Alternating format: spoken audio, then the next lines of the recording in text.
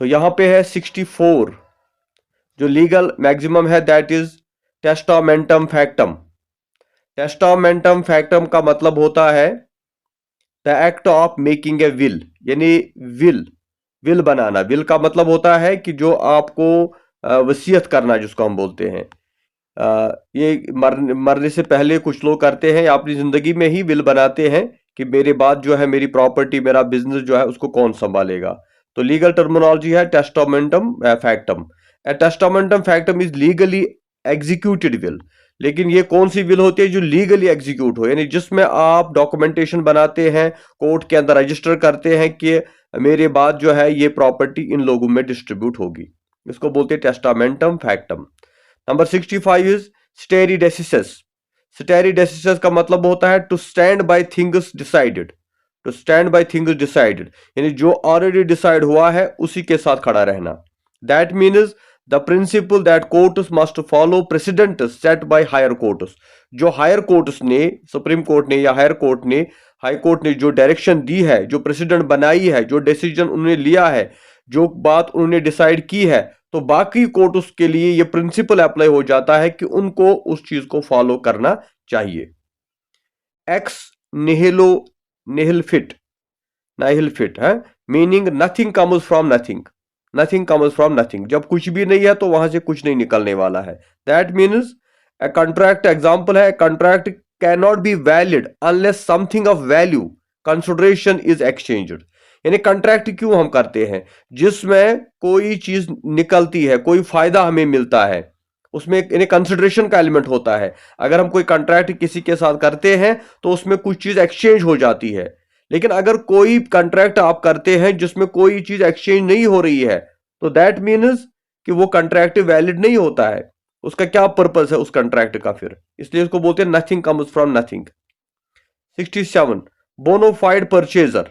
Bona fide purchaser का मतलब होता है कि अगर आप कोई चीज परचेज कर रहे हो, अगर आपने कोई चीज खरीदी है और आप बोनोफाइड हो, यानी आप गुड फेथ में हो, यानी आपकी जो है नियत साफ है, तो अगर उस प्रॉपर्टी में कोई डिफेक्ट भी होगा तो वो लाइबल आपके ऊपर नहीं होगा। यानी a purchaser who buys property in good faith and for value, जो कोई प्रॉपर्टी खरीदता है लेकिन वो गुड फेथ और वैल्यू, उसमें भरोसा उसको होता है।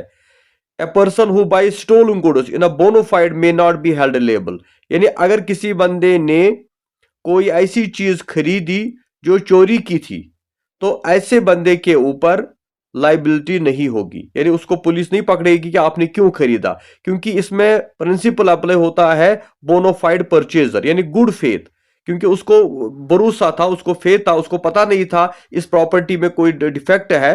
एक बंदे ने चोरी की, उसने चोरी करके कोई चीज लाई, फिर दूसरे को बेची, तो अब इसको क्या पता था कि ये चोरी की चीज है, इसलिए हम उसको लाइबल नहीं ठहरा सकते। Contradictory contributory negligence. Contributory negligence यानी when a plaintiff's own negligence contributes to their harm. जब प्लेंटिफ यानी जो केस कर रहा है, जो विक्टिम है, जो प्लेंटिफ जो है, प्लेंटिफ की जो नेग्लिजेंस है, कंट्रीब्यूट्स टू देयर हार्म, अगर वो कोई नेग्लिजेंस करता है, लापरवाही करता है, तो उसका नुकसान उसी को उठाना पड़ेगा। मिसाल के तौर पे आप ने कोई चीज खरीदी और उस चीज के अंदर कोई डिफेक्ट था, तो आपको उसी वक्त जो है उस चीज से जो है एतराज करना है, उस चीज को रोकना है। लेकिन अगर आप उसको कंटिन्यूअसली यूज करते रहे तो दैट मीन्स कि वो फॉल्ट फिर आपके ऊपर अप्लाई होगा, उसको आपकी नेग्लिजेंस माना जाएगा। यानी if a person is injured due to a defective product but was also using the product in a reckless manner, they may be partly a fault. यानी अगर फॉर एग्जाम्पल आपने कोई चीज लाई और आपको उसके अंदर कोई फॉल्ट दिखा, तो आपको उसी वक्त जो है वो वापस करना चाहिए या उस चीज का इस्तेमाल नहीं करना चाहिए। लेकिन अगर आप फिर भी उसका इस्तेमाल करते हैं तो फिर आपके ऊपर उसकी रिस्पॉन्सिबिलिटी होती है, ये नेग्लिजेंस माना जाता है, लापरवाही। एक्सटंक मीन्स फ्रॉम द बिगिनिंग। एक्सटंक का मतलब होता है फ्रॉम द बिगिनिंग, मतलब a contract that is declared void extent is considered void from the start। ये कल भी हमने पढ़ा था कि अगर कोई कॉन्ट्रैक्ट हमने किया है, कोई एग्रीमेंट हमने किया है किसी के साथ और वो पहले से ही है एक्सटंक, यानी पहले से ही वो जो है वॉइड है, लीगल नहीं है तो फिर वो हमेशा लीगल ही रहेगा। एक्स पार्टी, एक्स पार्टी का मतलब होता है ऑन वन साइड ओनली, जब आप सिर्फ एक साइड की बात सुनते हो। हालांकि इसमें प्रिंसिपल जो है कि हमें दोनों साइड को सुनना होगा, लेकिन कभी कभी क्या होता है, कोर्ट के सामने कोई ऐसा केस आता है जहां पे दूसरी पार्टी प्रेजेंट नहीं होती, तो पहली पार्टी को इंसाफ देना जाना चाहिए, पहली पार्टी को जो है कोर्ट कंसिडर करता है। अक्सर ये कब होता है, a judge may issue an expeditive order if they believe immediate action is necessary if only one party is heard। यानी अगर जज के सामने कोई केस आता है उसमें दूसरी पार्टी प्रेजेंट नहीं होती है और जज को लगता है कि मुझे इमीडिएटली कोई एक्शन लेना चाहिए, इसको इमीडिएटली कोई रिलीफ मिलना चाहिए, तो वो सिर्फ एक साइड की बात सुनकर ही अपना फैसला सुना सकता है, मगर ये टेम्पररी होगा। मिसाल के तौर पर यह खास तौर से डोमेस्टिक वायलेंस केसेस में होता है, जब हस्बैंड बीवी का झगड़ा होता है तो हस्बैंड अवेलेबल नहीं है तो बीवी जाती है कोर्ट में, तो जज जो है उसकी बात को सुनकर उसको कोई रेमेडी दे सकता है। इसको बोलते हैं एक्स पार्टी, सिर्फ एक साइड को सुनना। न्यूलेस कॉमोडम 69 को एक बार रिपीट कर दीजिए। 69 एक्सटंक मीनिंग फ्रॉम द बिगिनिंग, यानी a contract that is declared void extent is considered void from the start. अगर कोई कॉन्ट्रैक्ट डिक्लेयर हो गया कि ये पहले से ही वॉइड था, यानी मिसाल के तौर पे ये कल भी मैंने बोला, अगर कॉन्ट्रैक्ट होता है दो मेजर उसमें होने चाहिए, जो दो बालिग होने चाहिए, अगर एक नाबालिग होगा तो दैट मीन्स वो पहले से ही फिर वॉइड माना जाता है, उसको बोलते हैं फ्रॉम द बिगिनिंग। अच्छा 71 न्यूलस कॉमडम कॉपरी पोटेस्ट डी इंजुरिया स्यू इन प्रोपरिया means no one can take advantage of their own wrong. कोई भी इंसान अपनी गलती का, अपनी गलत एक्टिविटी का फायदा नहीं उठा सकता। मिसाल के तौर पे a thief can not profit from the stolen goods. अगर कोई चोर है, उसने कोई चीज चुराई है, तो उसको ये मौका नहीं मिलेगा कि वो उससे फायदा उठा सके, यानी ये उसकी प्रॉपर्टी नहीं है तो उसको कोई राइट नहीं है कि वो इस चुराए हुए चीज से कोई फायदा उठा सकता है। यानी no one can take advantage of their own wrong. अगर आपने कोई गलती की है, कोई क्राइम किया है, तो आप उससे कोई फायदा नहीं उठा सकते, आपको वो हक नहीं मिलेगा। यानी अगर आपने पैसा चुराया है और फिर आप चाहते हैं कि उसका आप प्रॉपर्टी यूज करो, कोई गाड़ी चुराई है उसका इस्तेमाल करो, ये आपको कानून इजाजत नहीं देगा। 72 हाँ जी, वॉक्स popular vox popular vox d means the voice of people is the voice of God। बड़ा फेमस है, voice of people is the voice of God। लोगों की आवाज जो होती है वही गॉड की आवाज भी होती है, यानी जिसके साथ जो यहाँ पे मेजॉरिटी जाती है तो अल्लाह भी उन्हीं के साथ जाता है। तो यहां इसका मतलब क्या है कि ये डेमोक्रेसी में आता है। इन अ डेमोक्रेसी पब्लिक ओपिनियन में इन्फ्लुएंस लॉज और पॉलिसीज।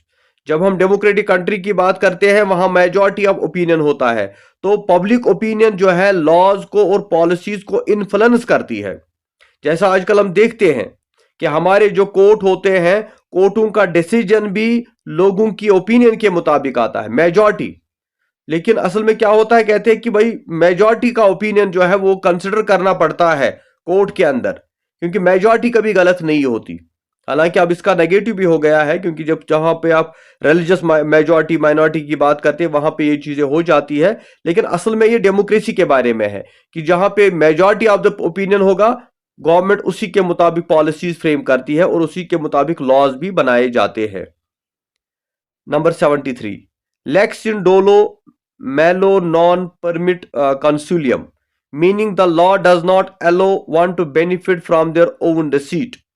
यानी कानून किसी एक को इजाजत नहीं देता कि अगर वो धोखा किसी को दे, यानी अगर धोखे से उसने कोई चीज हासिल की है तो उसका बेनिफिट उसको नहीं मिलेगा। मिसाल के तौर पे अक्सर हम देखते हैं जब कोई बंदा फॉर्म भरता है जॉब के लिए, तो वहां पर वो अपनी एज छुपाता है, गलत एज लिखता है, या डिग्री उसके पास एलएलबी की नहीं है, उसने लिखा कि मेरे पास बीएलएलबी की डिग्री है, और इस वजह से अगर उसको कोई जॉब मिला तो दैट डजंट मीन कि वो उसको कंटिन्यू मिलेगा। जो ही एक डिक्लेयर होगा तो उसी वक्त उसको जो है जॉब से निकाल दिया जाएगा। यानी a person who commits fraud can not be allowed to benefit from it. अगर किसी बंदे ने कोई फ्रॉड किया तो फिर उसको एलो नहीं किया जाएगा कि वो उससे फायदा उठा सके। जो ही पता चलेगा कि ये फ्रॉड है तो उसी टाइम उसको जो है पकड़ा जाएगा, उसके खिलाफ कार्रवाई की जाएगी। नंबर 74, एक्शियो पर्सनलिस मोरिटस कम पर्सोनो, meaning a personal action dies with the person. A personal action dies with the person.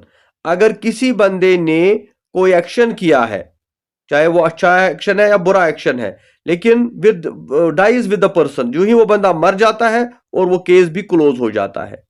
मिसाल के तौर पे, if the plaintiff dies during a lawsuit, अगर प्लेंटिफ इन्हें जो केस करने वाला है मर जाता है कोर्ट केस के दौरान ही, personal action like defamation usually abate.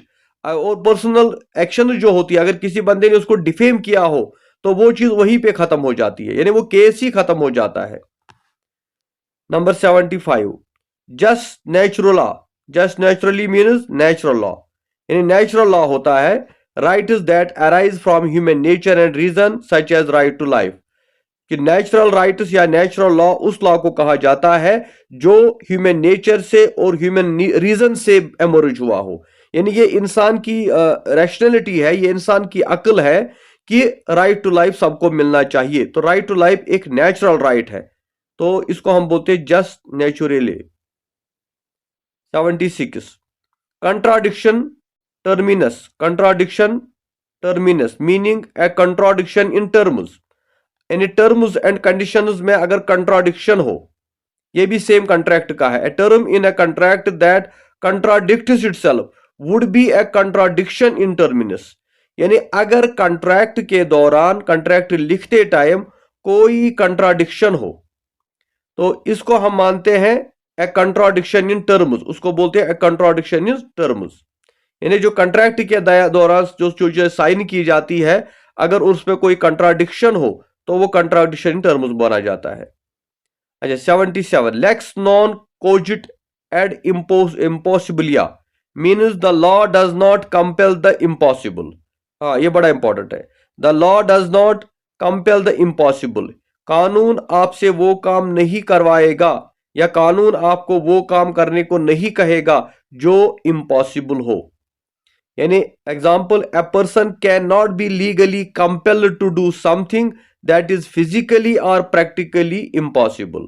तो एक बंदे को कभी भी लीगली ऐसा करने के लिए फोर्स नहीं किया जाएगा जो फिजिकली और प्रैक्टिकली इम्पॉसिबल हो।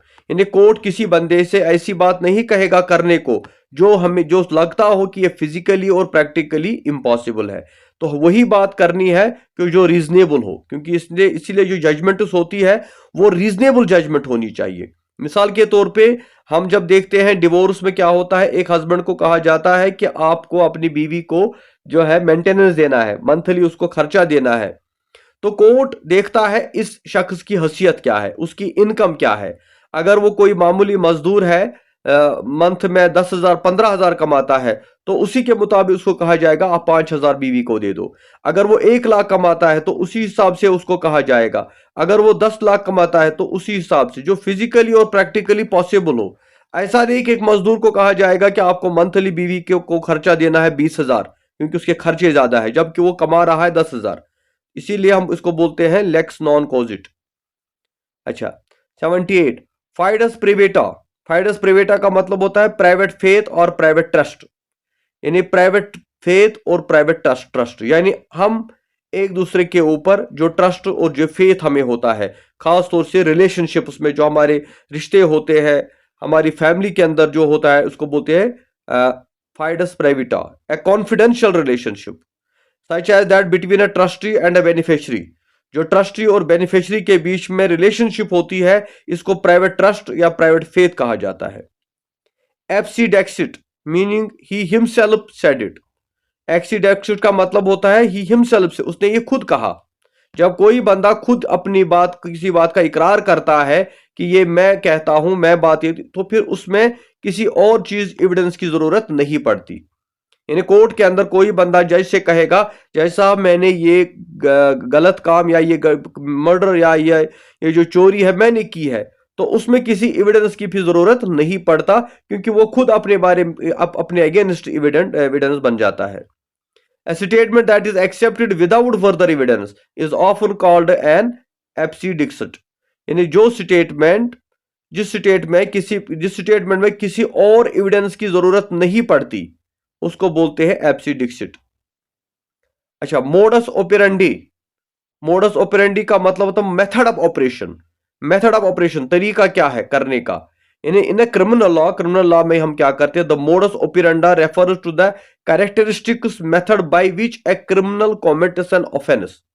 कि क्रिमिनल लॉ में जब कोई बंदा क्राइम करता है तो उसमें उसने कौन सा मेथड ऑफ ऑपरेशन यूज किया है, तो उसको बोलते हैं मोडस ओपेरेंडा। तो इसके जो है क्रिमिनल लॉ में इस ऑफेंस के दौरान कौन सा तरीका, उसने कौन सा मेथड यूज किया है, तो उसको हम बोलते हैं मोडस ओपेरेंडा। फेट का मतलब होता है लेट इट बी डन, यानी let it be done. A fiat issued by a जज grants permission for certain action to take place. यानी कोर्ट कहता है किसी केस के अंदर, कोर्ट जब कहेगा कि लेट इट बी डन, ऐसा होने दो, ऐसा करने दो, तो दैट मीन्स कि ये जज जो है ये परमिशन देता है कुछ एक्शन करने का किसी जगह पे, भाई ये काम करने दो, इसको मत रोको, it is allowed. Quasi contract क्या होता है? An obligation imposed by law without a formal agreement. यानी फॉर्मल एग्रीमेंट नहीं होता लेकिन आपको कानून एक ओब्लिगेशन देता, इंपोज करता है कि ये काम आपको करना होगा, हालांकि आपने कोई कॉन्ट्रैक्ट नहीं किया होता। यानी लीगली आपने कोई डॉक्यूमेंट साइन नहीं किया है, लेकिन तब भी कोर्ट आपसे कहता है कि आपको ये काम करना ही होगा। किस सिचुएशन में होता है? यानी हम इसके लिए लिख के नहीं देते कि मैं ये पैसा आपको दे दूंगा, लेकिन तब भी आपको कोर्ट कहता है ये तो आपको देना ही पड़ेगा। A person who receives emergency medical care without asking for it may be liable under quasi contract to pay the doctor's fee. मिसाल के तौर पर सिचुएशन क्या है, किसी बंदे का एक्सीडेंट हो गया कहीं पे, अब इसको पता नहीं है, अनकॉन्शियस हो गया, लोगों ने इसको उठाया और ये इसको ले गए हॉस्पिटल, इसका इलाज किया और फिर डॉक्टर ने इसका ऑपरेशन किया, दवाई दे दी और वो ठीक हो गया। अब इसके बाद डॉक्टर उसे कहता है अब आप ठीक हो गए, मैंने आपका ऑपरेशन किया, सर्जरी की या कुछ भी किया, आप लाइए मेरा फी। तो क्या ये पेशेंट कहेगा कि भाई मैं आपको नहीं जानता, मैंने तो आपको नहीं बोला था, मैंने तो आपके साथ कोई एग्रीमेंट नहीं किया, मैं इतना पैसा दूंगा, तो आपको मेरा ऑपरेशन क्यों करना था, मेरी दवाई क्यों देनी थी, मैं नहीं दूंगा पैसा? ऐसा नहीं हो सकता, क्योंकि ये उसको बोलते हैं कॉजी कॉन्ट्रैक्ट। यानी ये ऑब्लिगेशन आपके ऊपर है कि आपको इलाज मिला है, इमरजेंसी केयर मिला है, तो आपको डॉक्टर का फी देना ही पड़ेगा। आप इससे कोई इनकार नहीं कर सकते कि आपने क्यों किया, मैंने तो कोई कॉन्ट्रैक्ट नहीं किया था। इनफेडी कॉमिशम का मतलब होता है in trust. Property held in fidei commissum is held trust for another person. कि जो प्रॉपर्टी होती है इसमें ट्रस्ट होता है, यानी जब हम प्रॉपर्टी किसी दूसरे को ट्रांसफर कर देते हैं तो इसमें ट्रस्ट की बात आती है, क्योंकि इसमें कहा जाता है कि भाई मैंने ये प्रॉपर्टी इसलिए इसके नाम कर दी थी क्योंकि मुझे इसके ऊपर ट्रस्ट था। तो ट्रस्ट की बेस पे इस प्रॉपर्टी को जो है इसी प्रिंसिपल के ऊपर अप्लाई किया जाता है। अच्छा, पैक्टम का मतलब होता है म्यूचुअल एग्रीमेंट। यानी a pactum between two parties sets the terms for a contract। यानी पैक्टम का मतलब होता है कि ये जो है आपका जो कंट्रैक्ट हुआ है इसमें म्यूचुअल एग्रीमेंट हुआ है, दोनों पार्टीज एग्रीज हुई है, और जब दोनों पार्टीज एग्रीज हो जाती है तो कंट्रैक्ट साइन हो जाता है, इसको बोलते हैं पैक्टम। ठीक है, समझे आप? Yes sir. Okay. falsa demonstratio non nocit। falsa demonstratio non nocit। A false description does not harm। A false description does not harm। यानी if a contract refers to an item with an incorrect description but the item can still be identified, the contract is still valid। यानी false description does not harm। false description का मतलब कि अगर किसी item के अंदर incorrect description हुआ है, यानी आपने जो डिस्क्रिप्शन नीचे लिखा है किसी आइटम के नीचे वो किसी वजह से गलत हो गया है, जबकि उस आइटम में कोई खराबी नहीं है, इसका मतलब होगा the contract is still valid. तो इस फॉल्स डिस्क्रिप्शन की वजह से कोई जो है इस कॉन्ट्रैक्ट में कोई गड़बड़ नहीं होगी। मिसाल के तौर पे दो बंदों के बीच में कॉन्ट्रैक्ट हुआ और जो कॉन्ट्रैक्ट हुआ उसमें जो है डिस्क्रिप्शन में कोई गलती हो गई, जबकि उसके अंदर वो डिफेक्ट था ही नहीं, तो उससे कॉन्ट्रैक्ट में की वैलिडिटी में कोई फर्क नहीं पड़ेगा। अच्छा, res judicata a matter already judged, ये ऑलरेडी पढ़ा है हमने कि once a case has been decided and no longer appealable it can't be due to res judicata, कि जो मैटर ऑलरेडी डिसाइड हुआ है तो उसमें जो है फिर आप जो है अगेन लिटिगेट नहीं बन सकते, है ना। यानी जो डिसाइड हो गई है, कोर्ट ने कोई फैसला सुना दिया, तो फिर आप उसमें नो लॉन्गर अपीलेबल, जिसमें आप फिर अपील नहीं कर सकते, उसको बोलते हैं रेस जुडिकाटा। अच्छा, jus civile means civil law, तो सिविल लॉ क्या होता है? Jus civile refer to the body of laws governing the civil rights and obligations. Civil law हम उस लॉ को कहते हैं जिसमें सिविल राइट्स और ओब्लिगेशन, लोगों के जो सिविल राइट्स होते हैं, यानी एक दूसरे के साथ हमारा किस तरह का बिहेवियर होना चाहिए, एक दूसरे के राइट्स को प्रोटेक्ट करना, तो ड्यूटी परफॉर्म करना, वो जस्ट सिविलस में आता है, सिविल लॉज। अच्छा, causa deficiente means where the cause is lacking, यानी cause is lacking means a contract becomes void if the cause is unlawful और नॉन एक्सटेंट। यानी जो कॉज का मतलब, कॉजा लैकिंग का मतलब होता है कि वो कॉन्ट्रैक्ट, अगर कॉन्ट्रैक्ट के दौरान आपको कोई अनलॉफुल कॉज आपने रखा है जो लॉ में नहीं आता, तो उस वजह से कॉन्ट्रैक्ट जो है इलीगल बन जाता है, क्योंकि जो भी कॉन्ट्रैक्ट की टर्म्स एंड कंडीशंस होती है वो सारी लीगल होनी चाहिए। Sine die without a day, यानी a meeting that is adjourned, signed die is adjourned without a setting a future date। Sine die का मतलब होता है कि जो हम जो जिसको हम पोस्ट डेट देते हैं, कि जो मीटिंग होती है that is adjourned, sine die is adjourned without a setting a future date, जिसमें आप फ्यूचर डेट नहीं देते, जिसको आप डिले कर देते हैं। लेक्स लोकी कंट्रैक्टस, लेक्स लोकी कंट्रैक्टस का मतलब होता है the law of the place wire the contract is made, कि जिस स्टेट के अंदर, जिस जगह आपने कोई कॉन्ट्रैक्ट साइन किया है, तो उसी स्टेट का लॉ अप्लाई होगा। मिसाल के तौर जो बिजनेस कम्युनिटीज होती है, अगर इंडिया के अंदर आपने कोई कॉन्ट्रैक्ट साइन किया है तो आपके ऊपर इंडिया का लॉ ही अप्लाई होगा। अगर आपने इंग्लैंड में कोई कॉन्ट्रैक्ट किया है, बंदा इंडिया का है और दूसरा इंग्लैंड का, तो इंग्लैंड के लॉज अप्लाई होंगे, यानी जिस देश के अंदर आपने कॉन्ट्रैक्ट साइन किया है उसी देश का लॉ आपको मानना पड़ेगा। अच्छा, केविट वेंडिटेटर, केविट वेंडिटेटर का मतलब होता है let the seller beware, a seller must ensure that goods sold are fit for purpose and conform to contractual terms, कि जो सेलर है उसको ये बता देना है जब भी वो कोई चीज बेचेगा कि उसके अंदर को क्या क्या क्वालिटीज है, किस पर्पस के लिए उसको यूज किया है, और उसके अंदर कोई डिफेक्ट मत है। एक्सटंक, हाँ ये भी हमने रिपीट किया है, यानी फ्रॉम द बिगिनिंग है, तो ये तो सेम ही है। Nunc pro nunc pro tunc now for then, a court में issue an order to correct a previous mistake और ओवरसाइट। हाँ, अच्छा अच्छी बात है ये, यानी नंक प्रू टंक का मतलब होता है कि कोर्ट कोई ऑर्डर देता है जिसमें वो किसी प्रीवियस मिस्टेक को ठीक करता है। यानी अगर कोर्ट ने कोई डिसीजन दिया है और फिर दूसरा डिसीजन कोर्ट की तरफ से अपना ही आता है जो अपनी किसी केस की जो कंडीशन है उसकी जो मिस्टेक है उसको ठीक कर देता है, अगर किसी केस में ऐसा हुआ हो।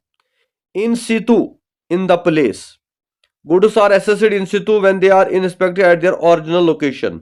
इन सितु का मतलब होता है इन द प्लेस, यानी जो भी चीजें हम एसेस करते हैं, जब हम उनको इंस्पेक्ट करते हैं तो उनकी ओरिजिनल लोकेशन देखी जाती है, यानी चीजों को उसी जगह चेक करो जहां से वो निकली है।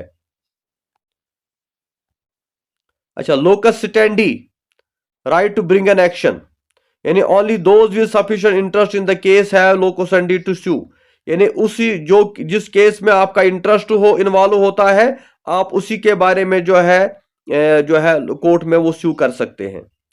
अच्छा, जुडिक्स बोनोफाइड, द जज इन गुड फेथ, ए जज must act bona fide without prejudice और बायस, यानी जज को जो डिसीजन देना है उसमें कोई बायसनेस नहीं होनी चाहिए, that should be in good faith, यानी जज को अपना डिसीजन देना है इन टर्म्स ऑफ जुडिक्स बोनोफाइड, यानी उसका गुड फेथ होना चाहिए, वो किसी का सपोर्टर ना हो, उसकी नीयत साफ होनी चाहिए। पैक्टम रूबस सिक stand bus, a pact that remains as long as the circumstances remain unchanged, यानी a contract based on certain prevailing conditions might be performed if those conditions change drastically। अच्छा, हाँ, ये कंट्रैक्ट में अक्सर होता है कि जब हम कोई कंट्रैक्ट करते हैं तो वो कंडीशंस पे डिपेंड करता है, सर्कमस्टेंसेस पे डिपेंड करता है, और अगर वो सर्कमस्टेंसेस, वो कंडीशन चेंज हो गई तो दैट मीन्स उस कंट्रैक्ट में भी चेंज आ जाती है। इसके बारे में मैं आपको एग्जांपल दूं। फॉर एग्जांपल, दो बंदों ने कंट्रैक्ट किया कि हम 1 मार्च से जो है मैं आपसे जो है पॉलिथीन खरीदूंगा और उसके बदले में मैं आपको इतना पैसा दूंगा। तो हमारे बीच में एग्रीमेंट हुआ। दिल्ली में एक कंपनी है, वो पॉलिथीन बेचती है, और कश्मीर से कोई बंदा गया, उनके साथ एग्रीमेंट किया कि मुझे 10 लाख 50 लाख का पॉलिथीन चाहिए, रेट ये है, और उसने उसके साथ कॉन्ट्रैक्ट साइन किया। लेकिन जो ही वो कश्मीर वापस आया तो 2-3 दिन के बाद कश्मीर के अंदर गवर्नमेंट ने ये कानून बनाया कि कश्मीर के अंदर पॉलिथीन पे बैन होगी, आप कश्मीर में पॉलिथीन नहीं ला सकते। तो इसका मतलब क्या होगा? इसका मतलब ये नहीं है कि कंट्रैक्ट कंटिन्यू रहेगा, ये बंदा जाएगा और उससे उसको पैसा देगा और पॉलिथीन लेगा, बल्कि ये उसको बोलेगा भाई कंडीशन चेंज हो गई, क्योंकि सर्कमस्टेंसेस चेंज हो गई, और जब सर्कमस्टेंसेस चेंज हो गई तो दैट मीन्स हमारा कंट्रैक्ट वैलिड नहीं है, क्योंकि हमारे कंट्रैक्ट में ये कंडीशन थी, ये सर्कमस्टेंस ये बन गई है कि यहां पर बैन है, इसलिए मैं लाइबल नहीं हूं आपके साथ कंट्रैक्ट करने का। यानी ये चीजें भी यहां होती है कि ऐसा वो नहीं बोलेगा कि भाई मेरे साथ कंट्रैक्ट हो गया तो ये फाइनल एब्सोल्यूट है, इसमें सर्कमस्टेंसेस और कंडीशंस को भी देखा जाता है। अच्छा, वैक्सेशो, हैरेसमेंट। वैक्सेशो का मतलब होता है harassment. Vexatio is a term used to describe the act of repeatedly filing fabulous claims to harass another party. जब आप दूसरी पार्टी को रिपीटेडली जो है उसको परेशान करते हो तो उसको बोलते हैं हैरेसमेंट, वैक्सेशो। अच्छा, एडहॉक।